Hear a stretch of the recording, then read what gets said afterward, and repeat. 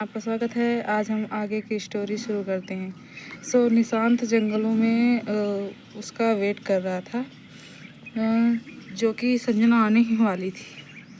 और उसे क्या पता था कि पीछे संजना के पुलिस भी आ रही है। वो साइलेंटली आ रही थी, किसी को भी पता नहीं था। यहाँ तक कि संजना को भी नहीं पता था कि उसके पीछे पुलिस है। पर निशांत यहाँ बेखबर खड़ा हुआ था और अजीब से सन्नाटे में सिर नीचे किए एक ही जगह देख रहा था। किसी के करने गया संजना वहाँ आई और उसने आते ही उससे ये सब होने का कारण पूछा, उसे यहाँ से भागने का कारण पूछा और उसके मॉम के मरने की बात उसे बताई, जिसे सुनकर निशांत ने दुखी होने का नाटक किया। निशांत ने जैसे ही दुखी होने का नाटक किया, पीछे पुलिस की आवाज़ आई। निशांत ने जैसे ही पुलिस की आवाज़ को देखा, वो गुस्से में आ गया। उसने संजना का गला दबाने की कोशिश की। उसने इतना तेज़ गला पकड़ा कि संजना कुछ समझ में नहीं आता। संजना बस निशांत को देखे जा रही थी कि वो इतना सीधा साधा रहने वाला लड़का मेरे साथ ऐसा कैसे कर सकता है।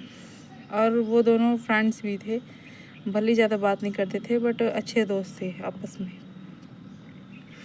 निशांत ने उसका गला इतना तेज़ दबाया था कि उसकी आंखें बंद होने लगी थी, पर वो किसी तरह हिम्मत नहीं जुटा पा रही थी छुड़वाने के लिए। तभी पुलिस वाले अंकल ने निशांत को धक्का दिया जोर से, एक छड़ी के सहारे, और उसके बाद निशांत को वहीं अरेस्ट कर लिया। वहाँ उन सबसे बेखबर संजना बीच सड़कों में घूम रही थी। उसकी जो निशांत की शक्तियाँ उसके अंदर आ चुकी थी। संजना वहाँ पे घूम रही थी, तभी वहाँ उसे एक बच्ची दिखी। वो बच्ची एक 2 से 3 साल की बच्ची थी। वो उसे घूर कर देखने लगी।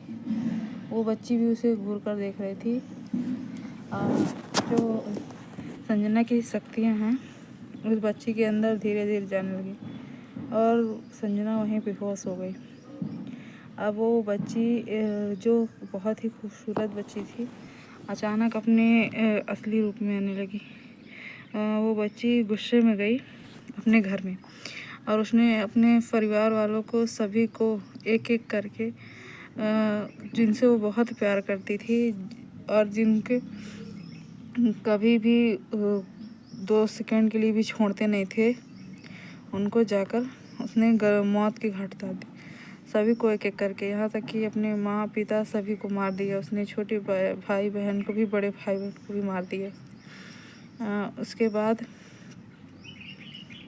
सभी को मारने के बाद जब वहाँ पे जब संजना बेहोशी टूटी थी, उसे पुलिस वालों को सब कुछ बता दिया था बेहोशी टूटते ही, जिससे पुलिस वाले तुरंत सतर्क होकर उस बच्ची के घर पहुँचने लगे। पर घर पहुँचते पहुँचते बहुत देर हो चुकी थी। उस बच्ची ने सभी को मार चुके थे।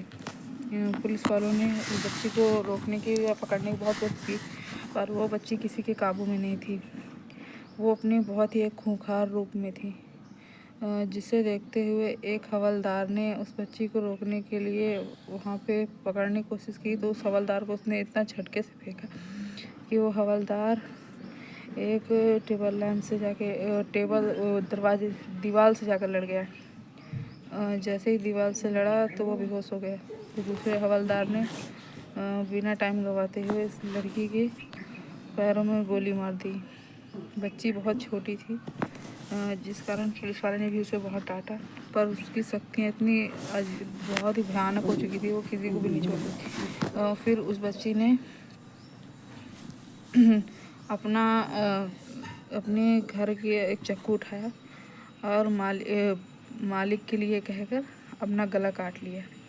इधर निशांत ने भी वहाँ पर जंगलों में जब पुलिस ने अरेस्ट किया था, उसने भी एक मालिक के लिए बोला और वहीं पुलिस वालों की गाड़ी के सामने मर गए। रही बात, जो बुजुर्ग आदमी था वो भी निशांत के साथ ही उस समय था, लेकिन वो थोड़ा दूर था। जब उस बुजुर्ग आदमी को पकड़ा गया था तो उस बुजुर्ग आदमी को अरेस्ट कर लिया गया। जब उसे अरेस्ट किया गया तो उसे जेल में बंद किया गया और उससे कई सारी पूछताछ की गई कि आखिर यह सब हो क्या रहा है, ये लोग आपस में एक दूसरे को मार क्यों रहे हैं, इनके शरीर में अचानक ऐसे बदलाव क्यों आ रहे हैं। उस बुजुर्ग आदमी ने कुछ नहीं कहा, एक डेविल स्माइल दी और सिर्फ इतना कहा कि हमारे मालिक के लिए। अब वो किसी को नहीं पता था कि ये आखिर मालिक है कौन। रात को जब सब केस वगैरह के बारे में सब कुछ डिटेल करके पुलिस वाले अपने अपने घर चले गए सोचने के लिए। और यहाँ बुजुर्ग आदमी अपने लॉकअप में बैठा कुछ सोच रहा था। तभी उसकी एक औरत आई जिसका चेहरा बहुत ही भयानक था। वो इतनी खतरनाक दिख रही थी कि उसको देखकर कोई भी डर जाए। वो एक राक्षसी की तरह थी जो कि उसके सामने आई, पर बुजुर्ग आदमी उसे प्रणाम कर रहा था और उससे अपनी बलियों के बारे में बता रहा था। वो लड़की भी खुश थी, बोल रही थी कि मालिक तुम्हारे बलियों से बहुत प्रसन्न हुई हैं और वे तुम्हें बहुत वरदान देना चाहते हैं। उस बुजुर्ग आदमी ने वरदान में सिर्फ उस लड़की से इतना कहा कि बस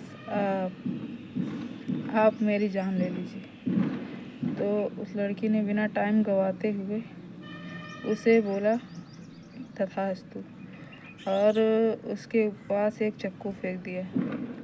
उस चाकू को फेंकते ही वो बुजुर्ग आदमी ने अपना गला धीरे से काट लिया। जैसे ही गला काटा वो लड़की की आंखें सफ़ेद हो गई और उसे खूंखार रूप से देखा और वहाँ से एक डेविल स्माइल दी और चली गई।